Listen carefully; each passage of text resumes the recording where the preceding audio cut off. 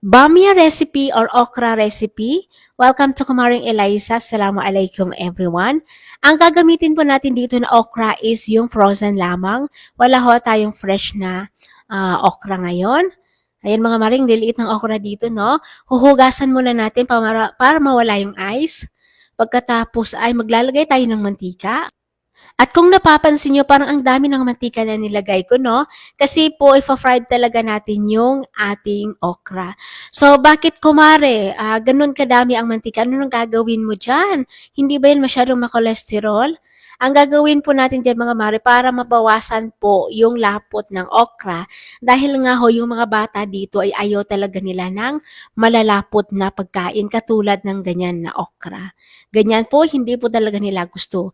So kung piprituhin mo siya or igaganyan na luto, matatanggal po or mababawasan po yung lapot ng okra. Pagkatapos mga mare, yung okra natin, pagkatapos nating prituhin ay ating huhugasan po ito ng maligamgam na tubig para mabawasan yung mantika. At dito naman banda, naglagay tayo dito ng sibuyas at saka bawang. Okay? Gilid-gilidan lang natin ganyan, sandagan lang natin ng mga saglitan. Kapag kaganyan na siya, mga mare ko, ay saka natin susunod yung ating okra dito. Okay, mga mare, inuulit ko hugasan nyo po para hindi masyado madami ang mantika. Ayan, Mars.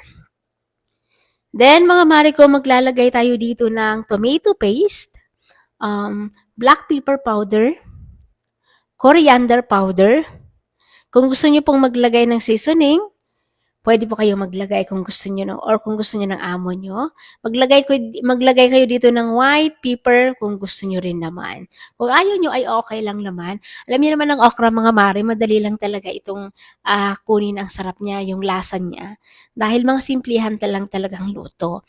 Pagkatapos sa mga Mars ay naglagay ako dito ng chicken stock, chicken cubes.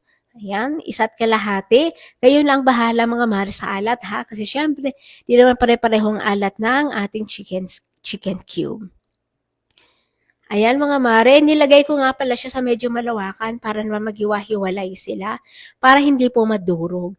At ang recipe na ganito mga mare ko ay mabilis talaga siyang maluto kasi nga ay na-fried po natin nung sa umpisa. Ayan mga Mars, kung nakikita nyo, di ba? Mapapansin nyo rin naman mga mare na hindi mawawala yung lapot niya kasi didikit-dikit, yung parang mabigat talaga ang timpla. Pero sa nakikita nyo ngayon mga mare ay hindi po mabigat yung ating okra. At napakasarap niya talaga mga mare, napakasimple lang ng recipe na ito. At ito talaga yung gusto ng mga bata ay hindi masyadong malapot. Hindi talaga nila kinakain pagka sobrang lapot mga Mars. Pag nakikita nila, nako mga Mars, ayaw talaga nilang kainin. Sabi ko, hindi pwedeng hindi nila makain kasi talagang masustansya ito. So, yun lang po. Maraming